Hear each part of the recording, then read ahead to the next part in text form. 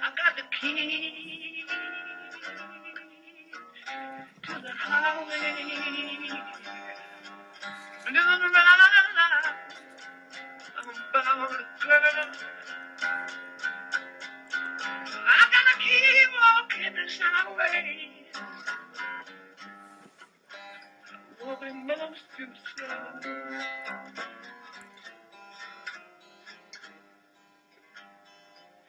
I eat my breakfast in California.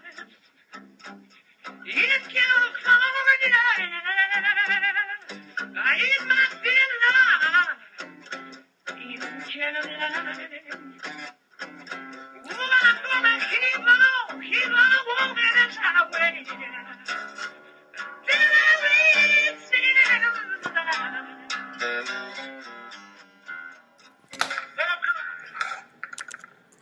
I say what? Oh, this is Brian. Call me eating my breakfast in California, eating my dinner in Carolina. Gardner coming to you from Ramble On Towers, Dungeon Studio in scenic Hespeler, Ontario. You are listening to Ramble On Radio, episode number 56. Ramble On Radio is the only dedicated Led Zeppelin podcast on this or any other known internets. Be sure to go to rambleonradio.com for all your Led Zeppelin news and any links I mentioned during the show. You can subscribe to Ramble On Radio through iTunes.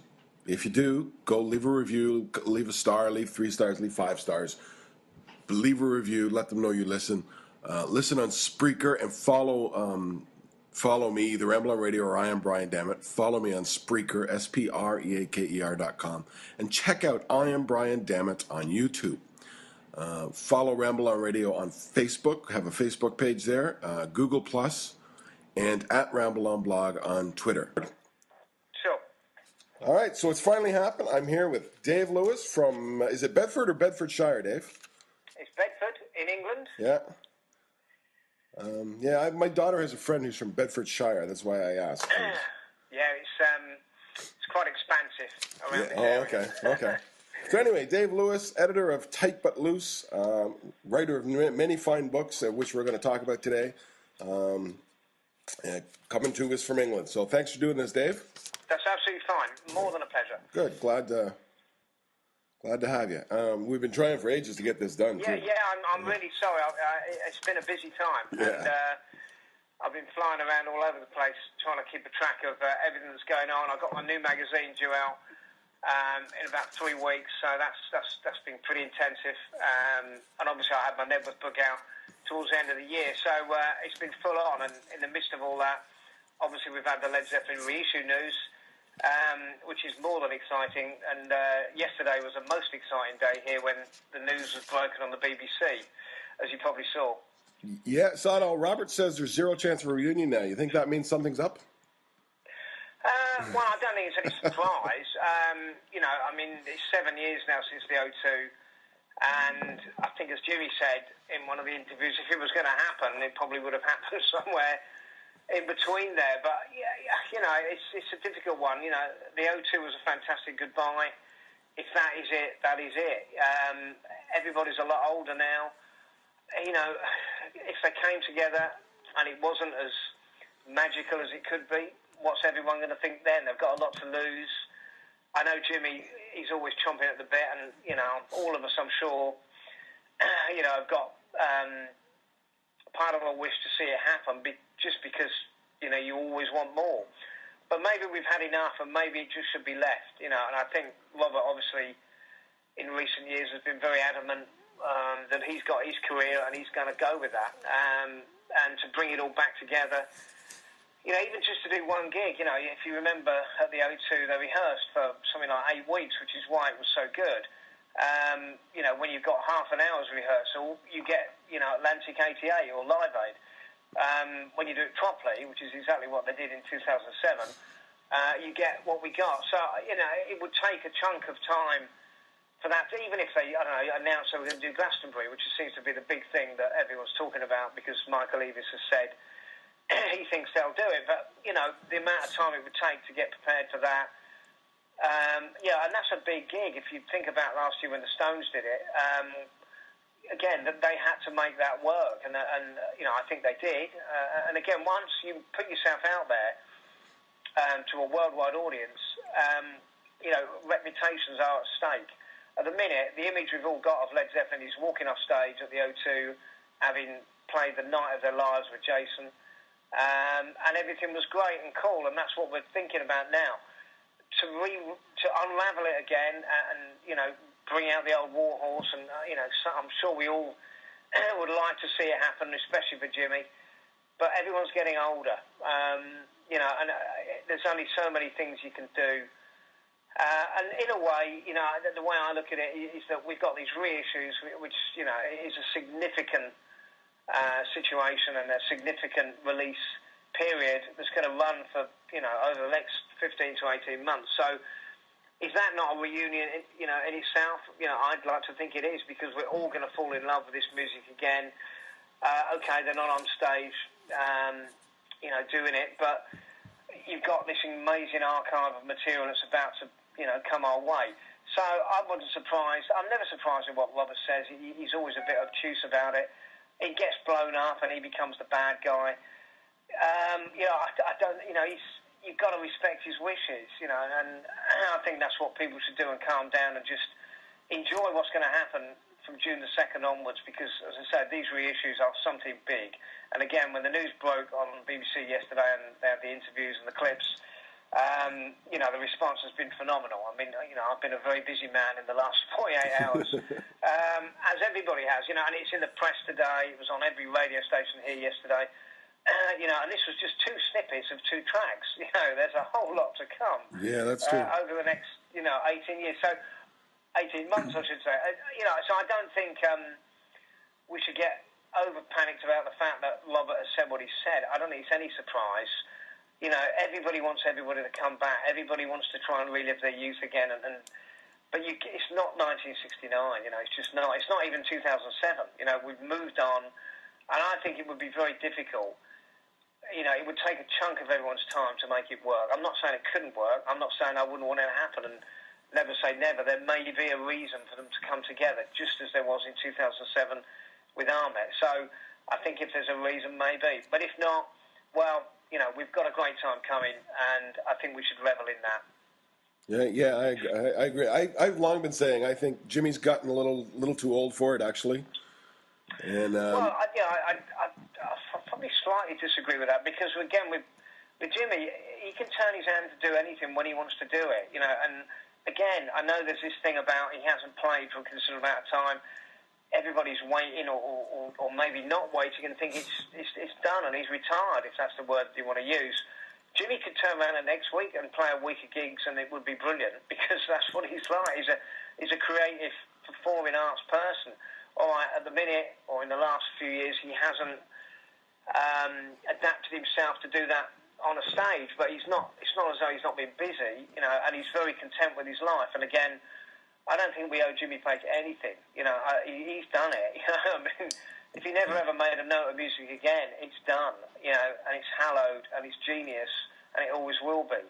I respect Jimmy to have a life that he wants to have, and he's 70 years old, and he looks great, and he's having a great time doing what he's doing.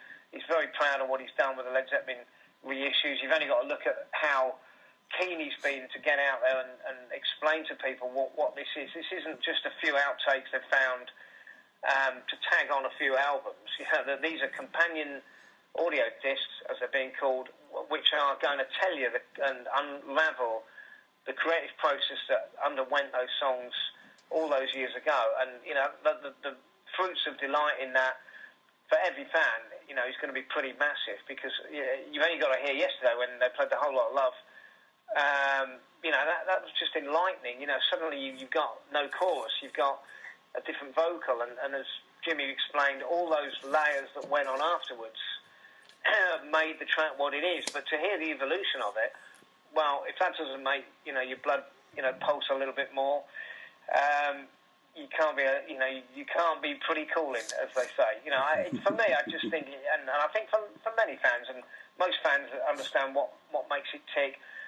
This will be the Holy Grail, because it's the creative process, and when it comes to that, there's no finer master at making that work than Jimmy Page, because he was the producer of this music originally, and I think the fact that he's gone back and worked so hard and found this stuff, you know. And again, there are some surprises.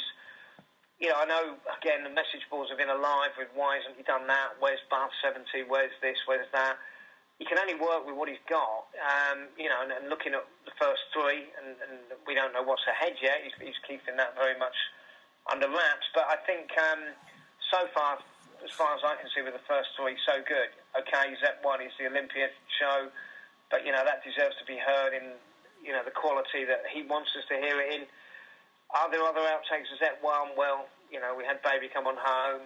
I know there was those, you know, bootlegs of Babe, I'm Going to Leave You and such like. But I think he's at pains to move away from that. I don't think he wants this reissue program to be full of bootleg stuff that people's heard. There's going to be one or two crossovers, you know, if you look at Jennings Farm Blues, which is in there. But I think he's very keen and very mindful of what's out there, and has tried to mine something completely different. And certainly no one would have heard Whole Lot of Love like it was yesterday in the snippet we heard. No one had heard Keys to the Highway, Trouble in Mind, which, you know, was done at the end of the session of Hats Off to Roy Harper. So all of this stuff, I think, is, you know, is fantastic, and we really should be saying hats off Jimmy, because I think he's done a fantastic job. Yeah, so far anyway. Yeah. Did you even know that Keys to the Highway existed? No, I didn't. I didn't. Again, if you go back to the bootlegs, Blues Medley, which was the thing that was on Studio Days, I think, when it came out in 91, was similar to that, and you had this Fixing to Die, just a pair of them, you know, Robert's singing to a Vox amp, and very much in the sound and vein of Hats Off to Roy Harper. So I knew that existed, and I've been much bootleg, but this has obviously come at the end of another reel that he's found, because a lot of this, I think, has been him wading through, you know, however many master takes he's taken. Anything Mark Led Zeppelin 3, he would have waded through. Yeah. And I think that's where some of the fruits of this has turned up. And again, it has been a 2-year search, you know, to get where it's got. So no, I didn't. And, you know, I don't know anything about Ya Ya, which is the track on Zep 2, which seems to be an intro and outro. Obviously, that's a work in progress. And I'm sure ahead that, you know, that you can only wonder what delights on Physical Graffiti or you know, wherever. You know, I do think, you know, even the alternate versions, it's easy to say, oh, well, it's just an alternate version, but, you know, when it comes to Led Zeppelin, you know, an alternate version is going to tell you, you know, as much as the official one. Not that these are there to replace the official ones, because I don't think they are. They're there to complement them, you know, and I think Jimmy, again, is going to be at great pains to explain that. This is not a replacement for a Whole Lot of Love. It's a complement and a mirror image, if you like, of what they were working on at the time. So I think that's what's so great about it. It's not a throwaway. I mean, millions of bands have had reissues out with extra tracks on, but to do it in a tasteful manner that actually explains to your audience what we were doing, where we were at that time. And as Jimmy has said, it's like looking through a portal and seeing where they were in 1970 or 69 or whatever year it's going to be. So I think, you know, there's been a lot of integrity brought to this in the usual Jimmy Page fashion, and that integrity was certainly seen yesterday in the clips and the interviews on the BBC. So you know, I think we're in for a treat. I really do. Yeah, I agree. It's looking. I wasn't so sure about the stuff on Led Zeppelin 2. I was looking at it and going, I don't know. But after hearing A Whole Lot of Love yesterday, I think I'm changing my tune. Well, you know, if you look at something like, I think there's an instrumental version of Thank You, you know, and I think he plays a Vox guitar on that. And to hear that really clearly, I think will be a revelation, you know. And I know, as I said yesterday when I was talking to people, it's a bit like moving the furniture around in your house. You know where it is, you know what you're sitting on, but suddenly it's moved, and it's a bit, you know, it's a surprise. You know, I think that element of surprise is going to be very, very enjoyable when we hear this stuff. And again, you know, it's all to come yet. You know, at the minute, we only know what the tracks are. We know that there's a Moby Dick, you know, and there's an instrumental version, Bathroom Sound, which is out on the tiles. And, you know, a lot of this stuff has been talked about over the years, but the fact that it's been produced and discovered by Jimmy in the way that he has, you know, I'd say trust in Jimmy Page. And I think if people do that, they're going to have a ball with this stuff. That sounds like good life advice too, actually. Trust in Jimmy. What would Jimmy do? Yeah, I just think he's so pleased that he's done this, you know. And again, and there was a comment made yesterday about he'd rather do it himself than anyone else do it. Yeah. You know, let's get it out there. You know, nobody's getting any younger. I think, you know, the sense of immortality about any of the rock stars that are now at the age they're at, you know, let's enjoy it while we can. And again, as I said, and I will continue to say, it's an opportunity, you know, to fall in love with these albums again, you know. And I think we all know where we were when we first heard, you know, Led Zeppelin 2 or whatever, but there's a timeless freshness about them. Just on the remastered albums, I mean, that's going to be exciting in itself. And I know, again, there's been lots of talk about what's the best version and, you know, the stuff that was done for iTunes last year. You know, but that's going to be great in itself. There's vinyl to come. The packaging looks brilliant. I mean, I think the books that they've worked on in the deluxe box versions look fantastic. You know, there's only so many times this can happen, and you've got to say, really, this must be, in terms of the catalogue, the last, you know, big hurrah, if you like. You know, we've had the remasters in 90. We had, you know, Mothership, and we've had other stuff through the years, BBC Sessions, etc. But this, I think, with the catalogue, is the last chance to do it right with the formats that, you know, exist today. And again, the fact that we're going back to vinyl, you know, I'm a massive vinyl enthusiast. I think that's how this music is heard best, and it's going to be fascinating again to hear them and just look at them. And again, you can just look at the way it's been done. The packaging is, you know, the way the sleeves have been done. You know, there's this sense of specialness about whatever Led Zeppelin puts his name to. And collectively, again, I think with the reissues, you know, they've done it absolutely right. And, you know, I just think it's going to be a very fascinating period. Yeah, I agree. It's going to be a good couple of years. Let's move on to your books. Sure. I reread the Nebworth book just for this interview. So, mind you, I have the older copy. So what's new in the new one? You re-released it, and there's 40% more? I felt there was a sense of unfinished business last time. And when we did the Feather in the Wind book, the design that I was working, the guy I worked with, Mick Lowe, does all the design for TBL. Well, we just looked at it and thought, well, why don't we do it again in the Feather in the Wind style, so we could bring in full colour. And it seemed a good idea to go back to the text and look at it again. So I added more personal memories. There were more interviews. You know, there's about 40,000 more words. And I just think the layout was lent to the way that we'd done the Feather in the Wind book. So you get the sense of being there. And again, you know, with the pictorial content that went in, things like the sound check pictures, the Copenhagen warm-up pictures, it was, you know, it was too good a chance not to make that work in a much more visual way. So that's why I wanted to do it, and it took a long time to do. It was literally starting again. You know, I consider the Nebworth book a new book. It's not an update, and it took a long time to do. But I think what I was trying to do is capture, well, definitely the spirit of the times, because I think you asked many people in England where they saw Led Zeppelin, and it would be at Nebworth, because it was a huge coming together of their audience at that point. And then again, you've got many things going on and many interesting facets going on.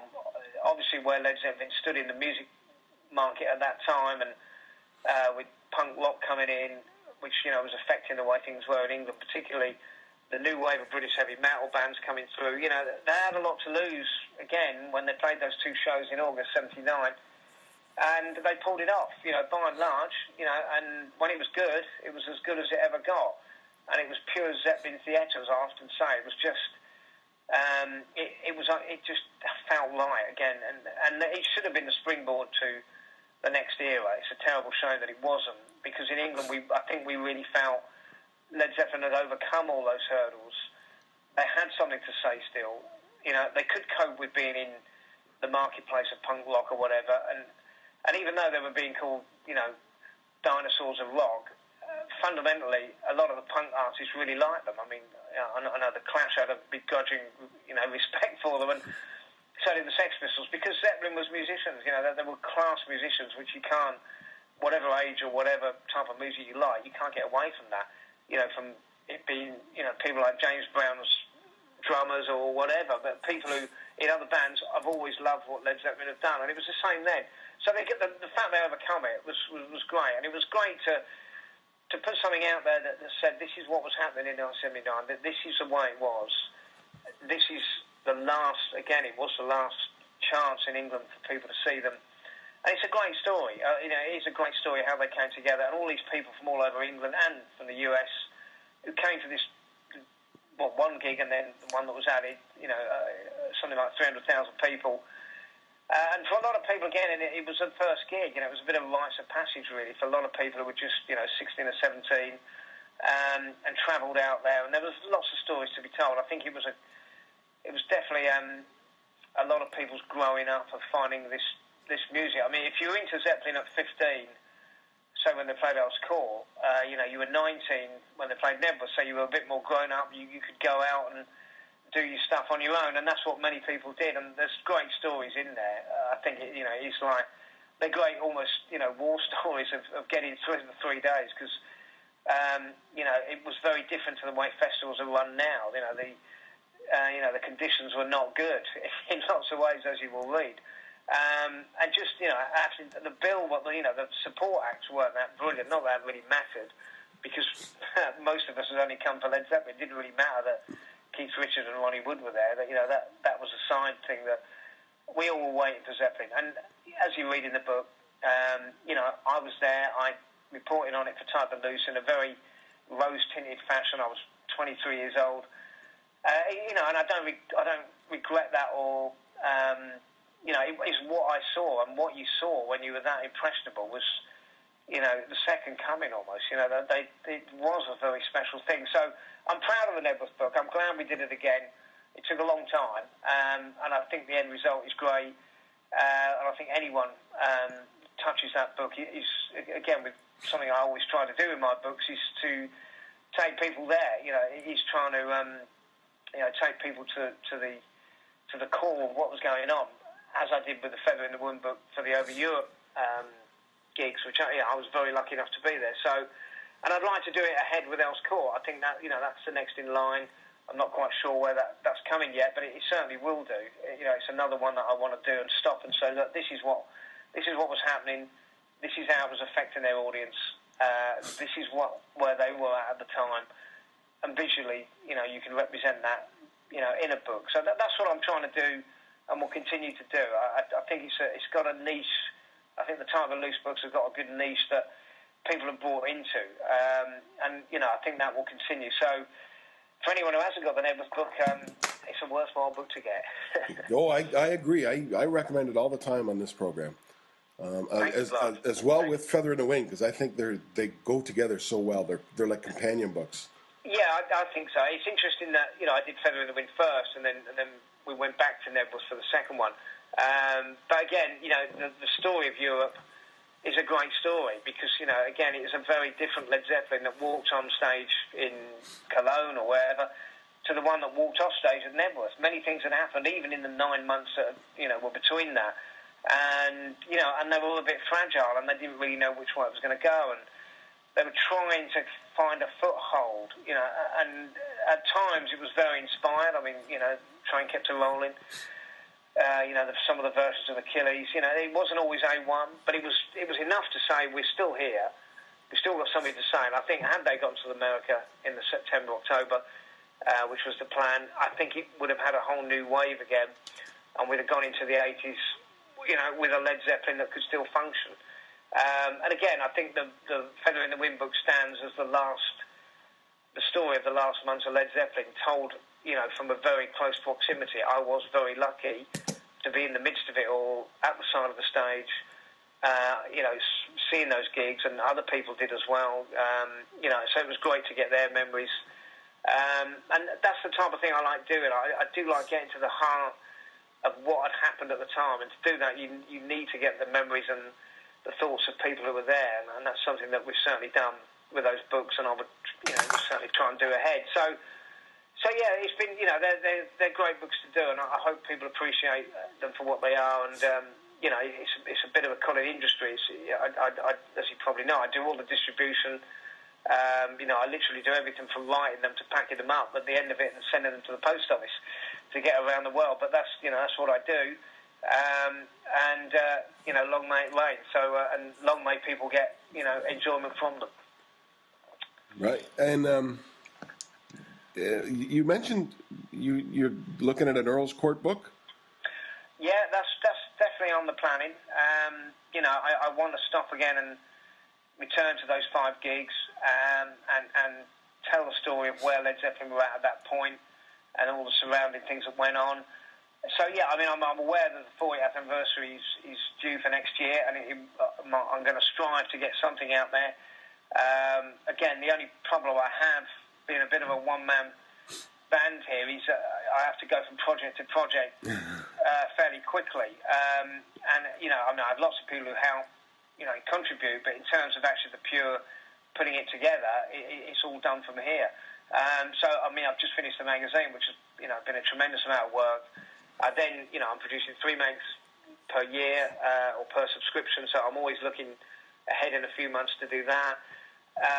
The website we have to monitor, and the Facebook and the Twitter, that just, those sort of things. When I first started the magazine, all those years ago, none of those forums or social medias were around. It was just a question of printing a magazine and putting it out there. There's lots of different things that go with it, and the levels of information and interest swallows up time. I mean, it's great stuff, but you really have to be on top of it. So I'm on the hubbub of all of that every day because there is so much interest. I mean, and I don't begrudge that for 1 minute. It's fantastic that we're in the middle of another high period of interest for Led Zeppelin.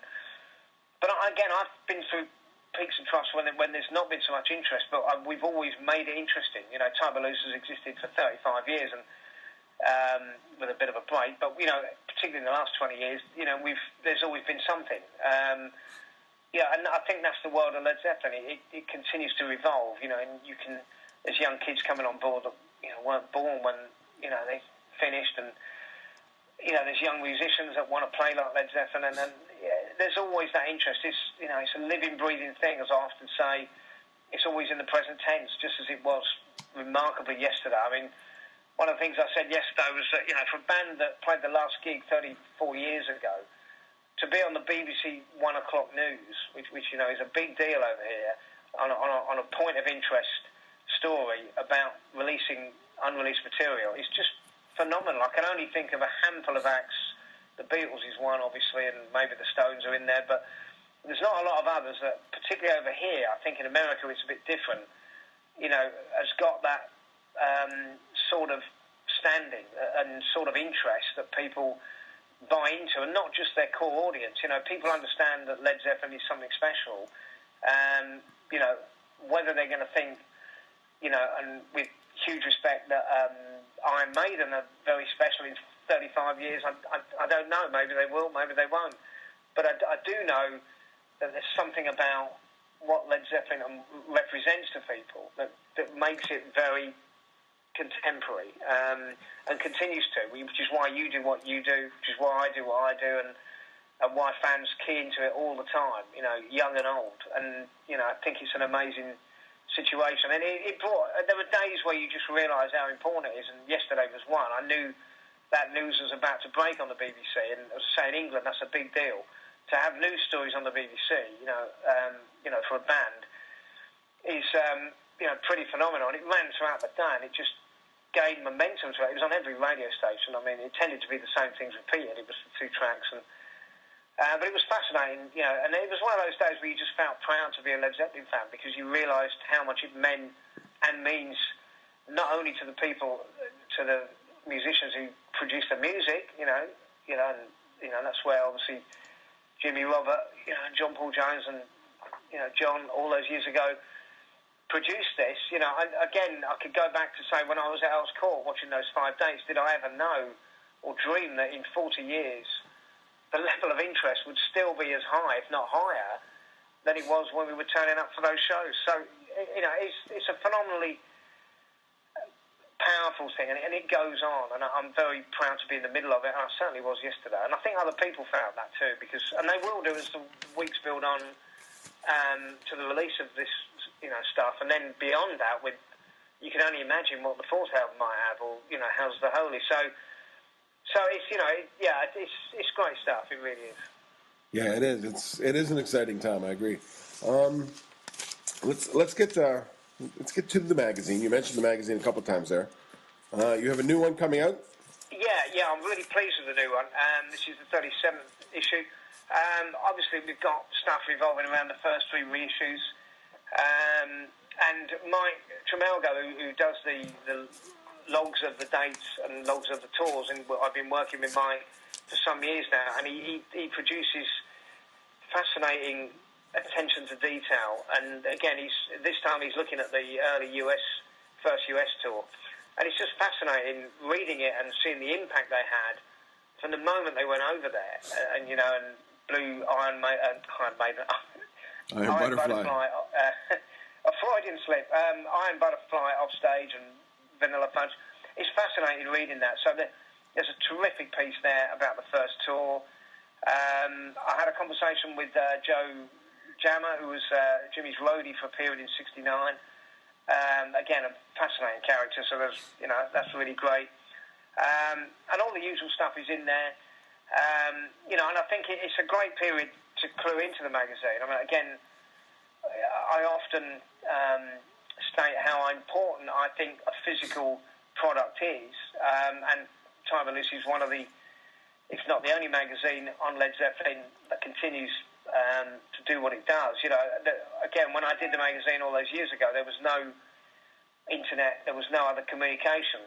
Nowadays, there's hundreds and hundreds of websites on Led Zeppelin. There's information you can get for free at any time. It's not always accurate. It's not always of good quality. I would like to think that the material that I produce in the magazine is of lasting quality, can be reread, can be stored. It is a collectible. Each one is on a limited run. I don't produce thousands by any means. And I'm very proud again that we're still out there and we're still doing it, and it's still a physical product that that people can buy into.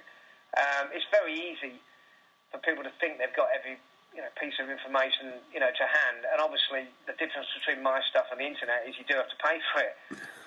But I would like to think you're getting value for money for what I do, and as long as people keep buying it, I'll keep producing it. And it's a great period. It's a great time to have a magazine now because again I think this is going to be a bit of a summer of Led Zeppelin.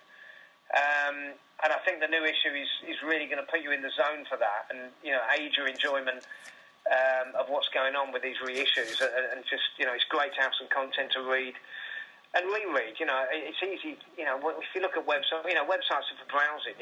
Obviously the Time of Loose one is one slide, but you browse it and it's done. I'd like to think the Time of Loose magazine is a lasting collectible, which is why it's great when people buy into it. As I said, it's very difficult to get people to part with cash, and it's not a great economic time. I completely understand that, but I think people understand that what they get with the magazine is something lasting, and tangible. And so it's great. It's great fun to do it, and it's certainly something I want to keep doing. The subscription base isn't massive by any means, but and I'm always looking for new subscribers and people to understand what we do. There is a physical effort that you have to do to buy this magazine, and you do have to go online and buy it.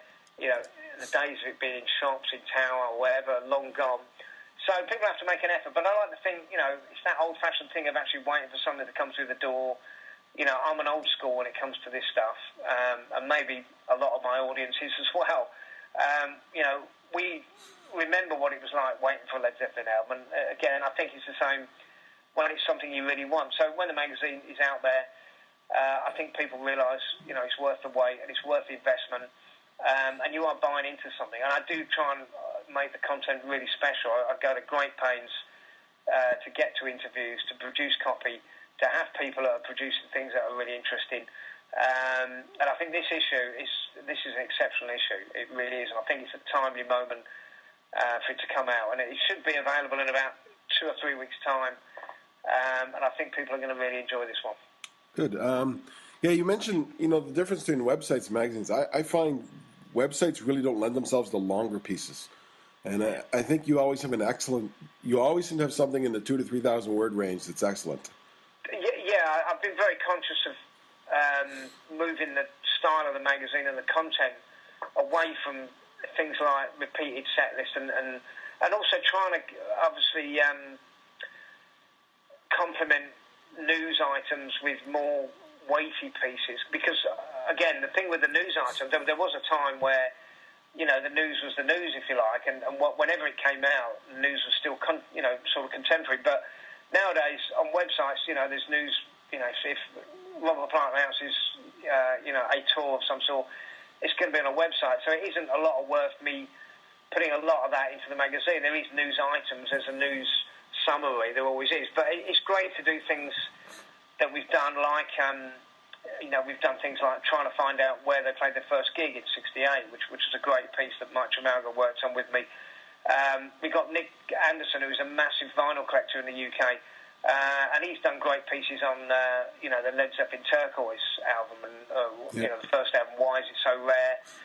And I think that type of analysis is what people really enjoy. I mean, I'm a big reader of magazines. I like Mojo, I like Uncut and magazines like that, Record Collector, because I like longer pieces, as you rightly say. I'll snap into the classic log website or whatever Zeppelin website and see what's going on, but it's not something I'm going to look at for hours. I'd like to think the TBL magazine is something that people can really get their teeth into, if you like, and get something out of. And again, something I always say, I want people to go back to the music with a fresh sort of perspective. He's built, I write it with the soundtrack of Led Zeppelin.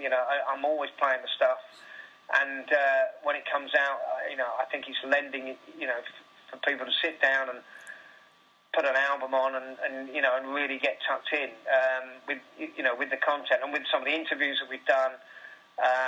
Last time it was the UK journalist Charles Shaw Murray. That was an enlightening sort of interview about what was going on between Led Zeppelin and the press at the time. Joe Jammer is great because he was right there in '69. In '70 he was at the Bath Festival. So you're getting first-hand experiences, and I think that mixture of content, Mike Tremelga's logs, which take you back day to day to whatever tour, and this time we're in '69. You are literally going back to the ballrooms, that they played in at the Fillmore or wherever, and getting a taste of what was going on. And and it's not too difficult this day and age to get some of the unreleased stuff. There's plenty of sort of torrent sites and what have you, and a lot of people have still got the bootlegs anyway. So yeah, I think Time to Loose lends itself to a lengthier read, and that's something I've been pretty conscious of and continue to strive towards. And I'd like to think it is a bit of a mini book. It comes out 3 times a year or annually, and every time I'd like to think there's stuff in it that will take people a while to read. Yeah, we've had some lengthy pieces.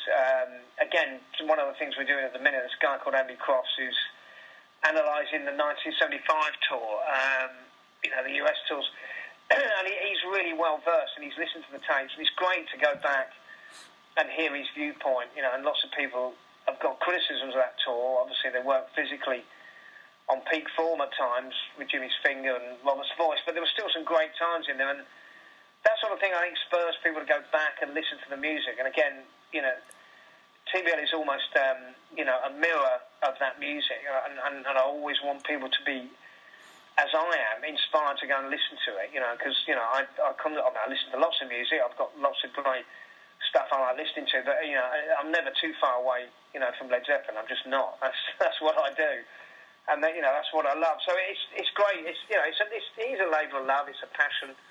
And I enjoy immensely trying to get people involved and understand exactly excuse me, too much passion, what this music has done and continues to do, and it really is great to do it. Agreed. We're gonna have to. I think I'm gonna have to let you go and give your voice a rest there, Dave. No, I'm now. Okay. Sorry about this, Dave. No problem. That's all right. I feel the same after about half an hour of this myself usually. Yeah. No, I had something in mind there, and I got myself distracted. Oh yeah. Okay. So how do people order the magazine? How do people order the books? Yeah, pretty simple. Let's do that. They just go to the Type of Loose website, www.typeofloose.co.uk, and it can all be ordered on PayPal very quickly. I aim to turn around any order on the same day, a bit like Amazon or whoever. All my books are on there, so it's easy done, and it's all on PayPal, and that's how it's done. It's just got to go to the website and you're right in there. So anybody who's listened to this who haven't sampled the magazine, I would say there's a special offer on the new issue. It's a special value price. So if there was ever a time to sample the mag, now is the time to do it. It's it's only £3 plus postage, and you can understand and get a feel of what we do. And I'm sure if you saw the magazine, you'd be back for more. It's obviously a big frustration to me that I can't get out there on newsstands. I'm not Rolling Stone. I'm not Guitar World. But if you make an effort, and I think you understand what we're doing, and sample the magazine, you'll be back for more, because certainly I have a subscription base of people who always come back for more, because I think they trust me to produce something that's worthwhile, and I will continue to do that as much as I can. And do you also have a special deal with Feather in the Wind and Nebworth together? No, I do have a special offer on Feather in the Wind at a reduced price.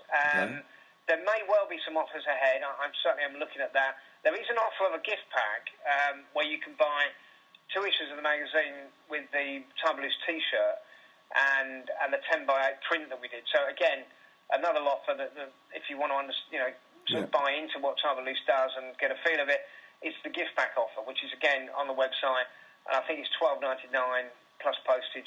So you're getting quite a bargain pack of products, and you can understand what we do. So I think with the magazine, it is a trial and error thing. I think once people have seen it, they'll be back. I think they do understand that it is something a bit special. It's 32 pages, it's full colour, it's brilliantly designed by Mick Lowe, the guy that it has a real feel of itself. There was a guy who said to me a few weeks ago, he said, I buy all the magazines, Mojo and Uncut and Q, but Time of Loose is the one that I wait for because it's done with such passion. And I think, I haven't got a 40-man production team producing this. It's me and Mick who does the layout, and the people that contribute to it, like Mike Tramago, and Gary Foy does a lot of the admin. But so it is, as I said, it's a sort of cottage industry, but I think it's got a good feel about it, and I think people do trust me to come up with the goods and offer something worthwhile. So again, anyone that's listened to this and hasn't indulged, now's a great time, because I think you really would enjoy it. It would really put you in the zone for what's coming up with the 3 Led Zeppelin reissues. So I look forward to hearing from you out there. Yes. And we should mention there is a 3rd book we haven't talked about, From Whisper to a Scream, a complete guide to the musical Led Zeppelin. That's on there as well. Yeah, well, again, I have a whole history of doing Led Zeppelin books, and again, that's been a sort of long and winding road. From the Final Acclaim, which I did, if ever a book was unwisely titled, the Final Acclaim, which came out in 1983, which was like a best of the early Type of Looses, was the first book I produced with a very small company in England. It wasn't the Final Acclaim because there were many more. I mean, obviously that kicked off to doing the major reference book, which I long had an idea to do during the 80s, and that flowered with Led Zeppelin Celebration, which came out in 91. We then did Type of Loose Files, Celebration 2, the Concert File, which with Simon Pallet, which I did in 97, and then I did it again in 2005. So there's been a catalogue of those books, and Whisper to a Scream was a book, again, that we'd done in little different versions. We'd done a CD guide. But what the idea about that book was to try and have the whole of the catalogue chronicled, track by track, which is something I did as far back as Celebration. and like bring it all together in a compact way where people could quickly understand what the catalogue was about. So, if you were well versed with it, it was a great way to, as I always say, listen to that book. And it was also a great guide for people who are new to the music. That was something I was pretty conscious of.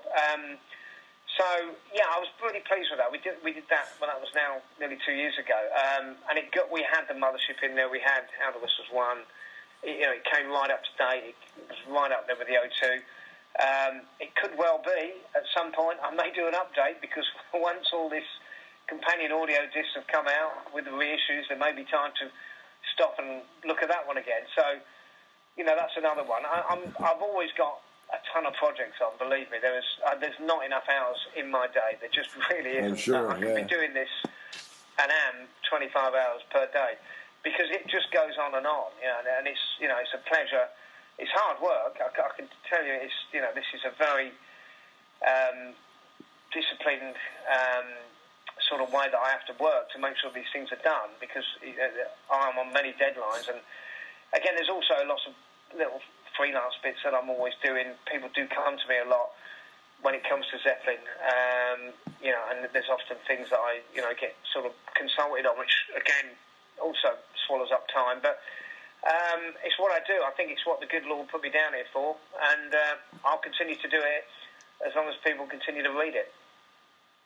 Sounds good. I'm going to let you go, Dave. Brian, it's been more than a pleasure.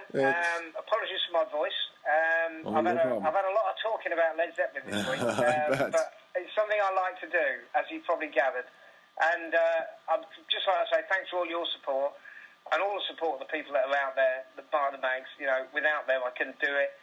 As I said, it is fantastic that we're on such a high with it all. And I think we all feel a sense of pride. And, I know many, many Led Zeppelin fans. And, we all like what we like or do what we do. But it's one common thing is that we understand that this great music is inspirational. And it continues to inspire us every day. And long may it do so. And I think hats off to Jimmy in particular for doing what he's done in the last 2 years. And I just know, and I know it's easy, to criticise and say it could have been this, it could have been that. I just know that what he's done is going to be something significant, and I think we should really all enjoy this as much as we can, because this is the chance to really fall in love again with these albums. And I think the other thing that I sensed about it when I've been thinking about it and writing about it is that this stuff keeps us young. It makes us feel forever young, because it makes us feel like you're hearing the music for the first time. It genuinely does, and I think there's some exciting days ahead. Just hearing those little snippets yesterday, I mean, if that can't put a shiver up your spine, then, you must be dead. You really must be, because it's so exciting. And again, I think, the stuff that's to come, we can only speculate. But I think, he's done such a great job. And I know that we're all going to enjoy being Led Zeppelin fans again over the next few weeks, because he just keeps it fresh. And it just does sound like it was recorded last week. I mean, John Bonham's drums as well, we really ought to, hone in on that. I'm sure there's going to be a real reawakening of just what contribution he made to the band. And when you're hearing these stripped-down versions, I think the synergy of Led Zeppelin is going to really shine. I just get the feeling that we're going to understand much more than we already know. And we know a lot. There's lots of stuff out there. But I think this audio stuff that's coming, complementing the albums, is going to really enlighten us. And again, just take us back to the music again. And I think everyone can get ready to party like it's 1969 and 1970, because we're going to have a ball with this. So let's do it. I think it's going to be great. So great to talk to you, Brian, as ever. And keep your time loose. Keep reading. Keep listening. Take care. Thanks, Dave, and enjoy your summer of Led Zeppelin. All righty, man. Cheers. Bye. And that was Dave Lewis from Tape It Loose. And I have a bad cold this week, and my voice keeps apologizing for his voice. But if I had talked for half an hour straight, I would have no voice left. So thanks to him, for nothing else, for carrying the program for me today. And a couple of quick things we mentioned. I got to run through this real quick. There was 2 interviews and 2 song snippets released on BBC yesterday, Wednesday. Robert Plant and Jimmy Page, and the material point is Robert Plant was asked, what are the chances that Led Zeppelin will perform live again, and his answer, 0. And as I said to Dave, which tells me something's in the works, because he's always said, oh, maybe this, and what he's really meant is no. So, but no, look, I've known all along, and I've, not all along, but I've been saying for a while now, Robert Plant does not want to do this. He's decided point blank he doesn't want to do it. He's at that age where he's not going to do what he doesn't want to do, and that's all there is. But Jimmy Page was asked more or less the same question, and he calls it a wish phantasma.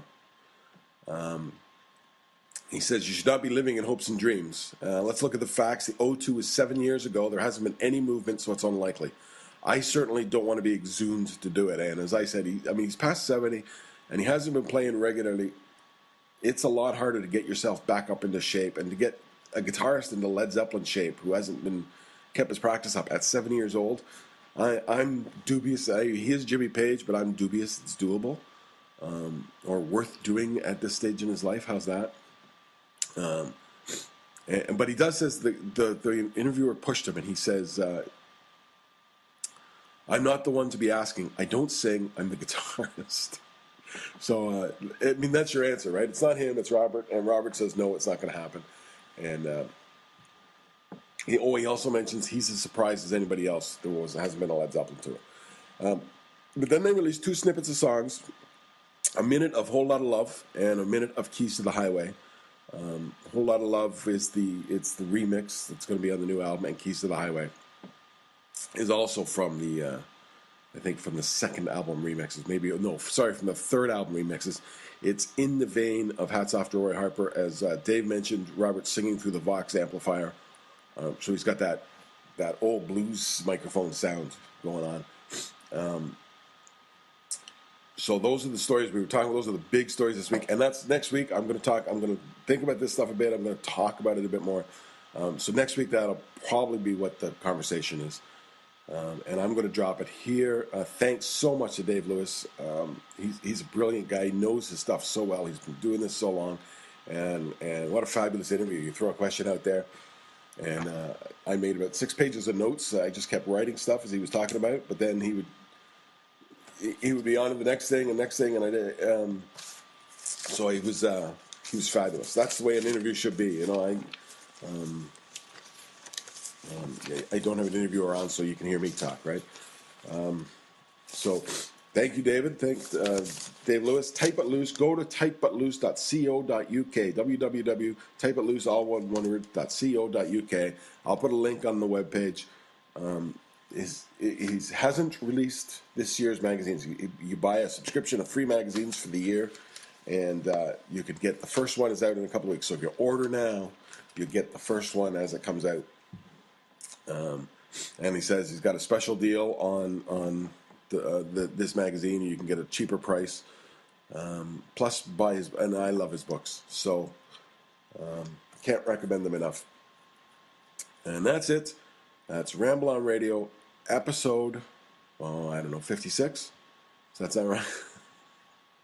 Ramble On Radio, episode 56. Check out rambleonradio.com for notes on this week's podcast, Led Zeppelin news, reviews, any links I might mention, including I'll throw a link up to Dave's Type It Loose. Also, those songs, the song clips we mentioned, I have links to those. The interviews I just mentioned, we have links to those. Follow Ramble On Radio on Facebook, Google+, and at Ramble On Blog on Twitter. Be sure to let me know what you thought of the interview. And you can subscribe to Ramble On Radio through iTunes. Listen to it on Spreaker.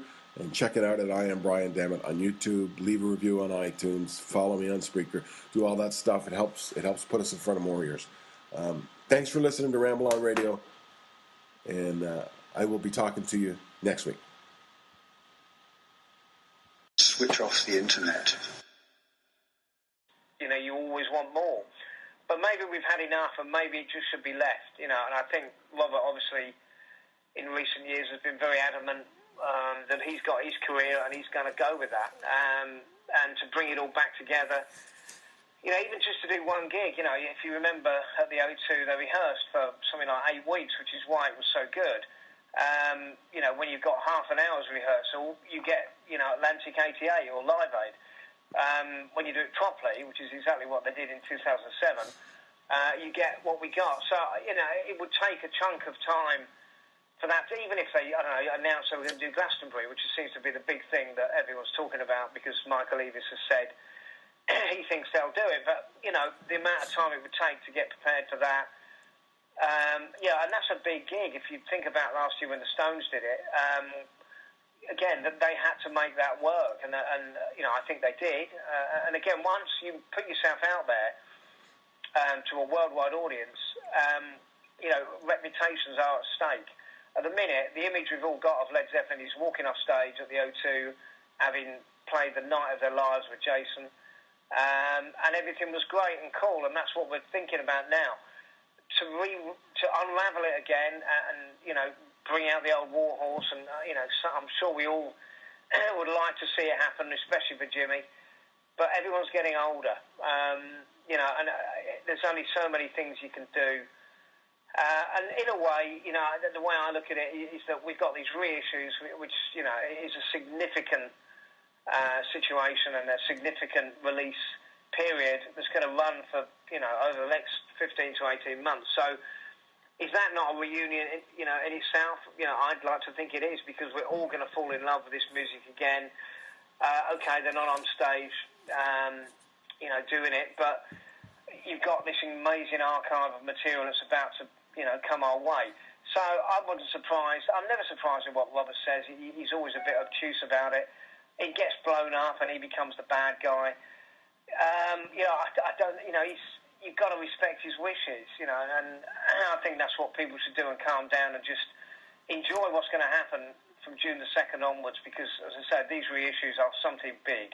And again, when the news broke on BBC yesterday and they had the interviews and the clips, you know, the response has been phenomenal. I mean, you know, I've been a very busy man in the last 48 hours, as everybody has, you know, and it's in the press today. It was on every radio station here yesterday.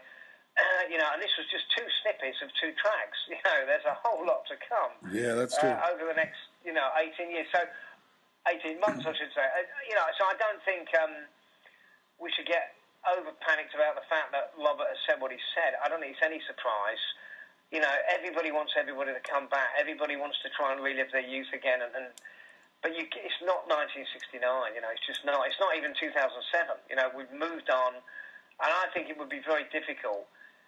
You know, it would take a chunk of everyone's time to make it work. I'm not saying it couldn't work. I'm not saying I wouldn't want it to happen, and never say never. There may be a reason for them to come together, just as there was in 2007 with Ahmet. So I think if there's a reason, maybe. But if not, well, you know, we've got a great time coming, and I think we should revel in that. Yeah, I agree. I've long been saying I think Jimmy's gotten a little too old for it, actually. And well, I probably slightly disagree with that, because again, with Jimmy, he can turn his hand to do anything when he wants to do it, you know. And again, I know there's this thing about he hasn't played for a considerable amount of time. Everybody's waiting, or sure. All right, so it's finally happened. I'm here with Dave Lewis from, is it Bedford or Bedfordshire, Dave? It's Bedford in England. Yeah. My daughter has a friend who's from Bedfordshire. That's why I asked. Yeah, it's quite expansive around this area. Okay. So anyway, Dave Lewis, editor of Tight But Loose, writer of many fine books, which we're going to talk about today. Coming to us from England. So thanks for doing this, Dave. That's absolutely fine. More than a pleasure. Good. Glad to have you. We've been trying for ages to get this done. Yeah, I'm really sorry.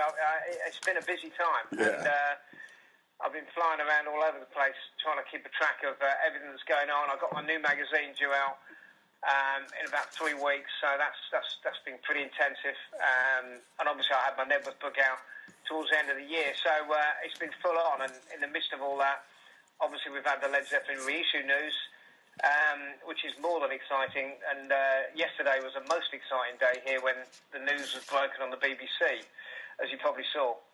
Yeah, saw it all. Robert says there's zero chance of a reunion now. You think that means something's up? Well, I don't think it's any surprise. I mean, it's 7 years now since the O2, and I think, as Jimmy said in one of the interviews, if it was going to happen, it probably would have happened somewhere in between there. But it's a difficult one. The O2 was a fantastic goodbye. If that is it, that is it. Everybody's a lot older now. If they came together and it wasn't as magical as it could be, what's everyone going to think then? They've got a lot to lose. I know Jimmy, he's always chomping at the bit, and, all of us, I'm sure, have got part of our wish to see it happen, just because maybe not waiting and think it's done and he's retired, if that's the word you want to use. Jimmy could turn around next week and play a week of gigs, and it would be brilliant, because that's what he's like. He's a creative, performing arts person. All right, at the minute, or in the last few years, he hasn't adapted himself to do that on a stage, but it's not as though he's not been busy, and he's very content with his life. And again, I don't think we owe Jimmy Page anything. He's done it. I mean, if he never ever made a note of music again, it's done. And it's hallowed, and it's genius, and it always will be. I respect Jimmy to have a life that he wants to have, and he's 70 years old, and he looks great, and he's having a great time doing what he's doing. He's very proud of what he's done with the Led Zeppelin reissues. You've only got to look at how keen he's been to get out there and explain to people what this is. This isn't just a few outtakes they've found to tag on a few albums. These are companion audio discs, as they're being called, which are going to tell you and unravel the creative process that underwent those songs all those years ago. And, the fruits of delight in that, for every fan, is going to be pretty massive, because you've only got to hear yesterday when they played The Whole Lot of Love. That was just enlightening. Suddenly you've got no chorus, you've got a different vocal, and as Jimmy explained, all those layers that went on afterwards made the track what it is. But to hear the evolution of it, well, if that doesn't make your blood pulse a little bit more, you can't be pretty cooling, as they say. For me, I just think, and I think for many fans, and most fans that understand what makes it tick, this will be the Holy Grail, because it's the creative process, and when I got the key to the highway, and on the ride, I'm about a girl. I gotta keep walking this highway. Moving most too slow.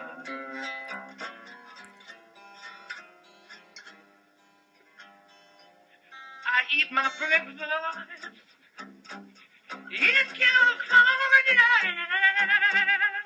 I eat my dinner in Carolina. Oh, I'm gonna keep on walking this highway till I reach the end.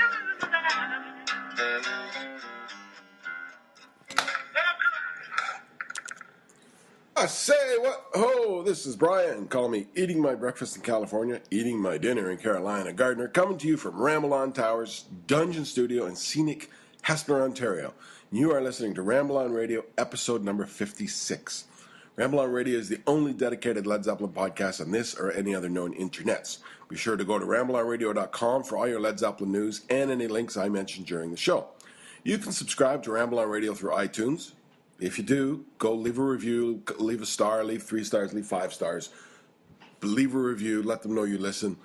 Listen on Spreaker, and follow me, either Ramble On Radio or I Am Brian Dammit. Follow me on Spreaker, SPREAKER.com.